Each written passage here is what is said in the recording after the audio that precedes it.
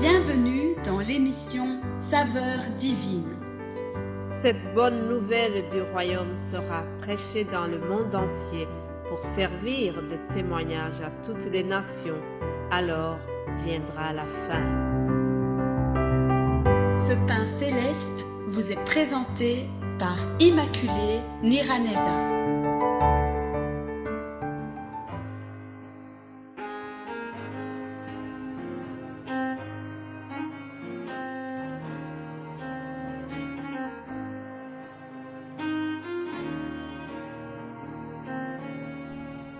Shalom, shalom, bien-aimés en Christ. Voici encore une journée que l'Éternel a faite. Qu'elle soit pour nous un sujet d'allégresse et de joie. Alléluia. Je bénis l'Éternel qui nous fait terminer cette semaine. Nous sommes déjà vendredi. Que toute la gloire soit donnée à notre Seigneur. C'est lui qui nous donne la volonté et le pouvoir de vous apporter sa parole tous les jours. Qu'il soit béni. Je remercie vraiment notre Dieu car il nous a assistés pendant ces 5 jours et nous voilà donc au dernier jour de cette semaine. Nous allons clôturer par ce titre qui dit « Soyons fondés sur le roc ». Alléluia. Chers amis, je voudrais donc vous partager une parabole de Jésus, une parabole que nous trouvons dans Matthieu 7. Alors, avant de lire la parabole, je voudrais souligner ceci. Jésus a souvent enseigné sous forme de parabole. Une parabole, c'est quoi? C'est une histoire qui se passe sur terre avec un sens céleste. Retiens ceci.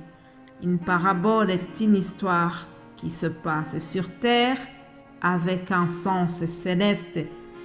Jésus a souvent utilisé des paraboles parce que ce sont des paraboles qui permettaient d'illustrer des vérités divines qui sont profondes. Il avait choisi ce moyen parce que c'était une manière de mieux expliquer aux gens les vérités célestes. Je reviendrai sur la définition d'une parabole la semaine prochaine. Nous aurons assez de temps pour bien expliquer les paraboles de Jésus, mais aujourd'hui ce n'est pas le sujet du jour. Retenez seulement que nous allons nous baser sur une parabole de Matthieu 7. C'est la parabole de 2 maisons.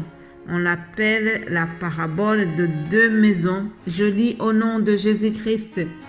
C'est pourquoi quiconque entend ces paroles que je dis et les met en pratique sera semblable à un homme prudent qui a bâti sa maison sur le roc.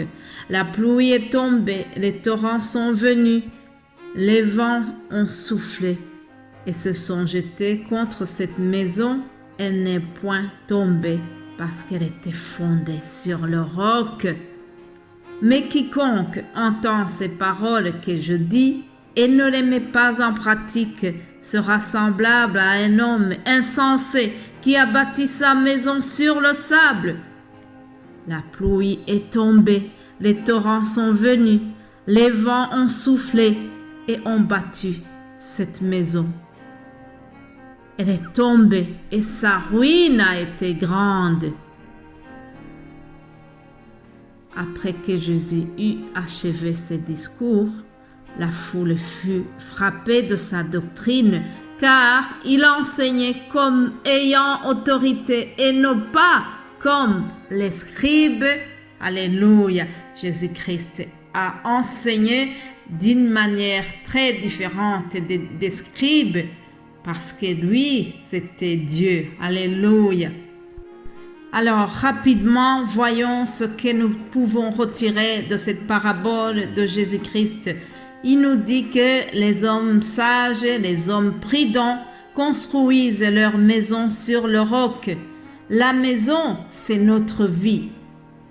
Ah oui, chers amis, Notre vie est comparée donc à cette maison. Permettez-moi de vous poser cette question. Quel genre de vie que vous menez? Où est-ce que vous avez construit votre maison? Quel genre de vie que nous menons? Quel genre de vie que moi-même je mène? Est-ce une vie qui glorifie Dieu, le Père, le Créateur? Bien-aimés en Christ, nous devons être ce rocher immuable et inébranlable. Alors Jésus-Christ nous donne deux conditions qui sont nécessaires. Premièrement, il dit que notre vie, notre maison, notre vie doit reposer sur cette fondation immuable qu'est la parole de Dieu. Écouter les paroles de Dieu et les mettre en pratique. J'aime bien quand je parle à quelqu'un qui m'écoute et qui manifeste qu'il a écouté ce que j'ai dit, n'est-ce pas? J'espère que vous êtes comme moi. En tout cas, j'aime savoir que vous écoutez les audios de Saveurs Divines. Je me sens encouragée lorsque quelqu'un fait allusion à ce que j'ai dit, à ce que j'ai enseigné. Ça me réjouit. Cependant, mon vœu le plus cher, c'est que vous mettiez ces enseignements en pratique. Un jour, j'avais enseigné sur le fait d'être une source de bénédiction. Nous étions dans le grand confinement qui a eu lieu au mois de mars 2020. Chers amis, j'étais très touchée lorsque j'ai eu un témoignage de quelqu'un qui me disait « Ton enseignement sur la source de bénédiction m'a vraiment touchée. » Et j'ai décidé d'envoyer de l'argent à quelqu'un qui m'avait fait du tort, mais je lui ai pardonné et il était dans la pauvreté. J'ai décidé de lui envoyer de l'argent parce que je savais qu'il en avait fort besoin. Ce témoignage m'a bouleversée. Ça me fait plaisir de savoir que ce que nous enseignons, un jour ça touche quelqu'un. Mon frère, ma sœur, l'écoute nous permet de connaître les principes de la parole. Mais lorsque nous mettons les enseignements de cette parole en acte, cela prouve au monde que notre vie est réellement transformée, que nous sommes fondés sur Christ et qu'en lui nous sommes devenus véritablement de nouvelles créatures. La mise en pratique de la parole donne une foi inébranlable, comme nous avons vu dans cette parabole. La mise en pratique donne une foi qui est fondée sur le roc, et le roc c'est Jésus-Christ. Une foi qui est accompagnée par les œuvres. Alléluia. J'ai une sœur qui m'a envoyé un enseignement de quelqu'un qui enseignait sur les 3 sortes d'amour et il a parlé sur l'amour agapé. Voilà, chers amis, lorsque nous mettons la parole en pratique, nous avons cet amour agapé qui nous donne cette envie de rendre service, l'envie d'être une source de bénédiction autour de nous. Alléluia. Je voudrais vraiment terminer cet audio et surtout cette semaine en te donnant une invitation.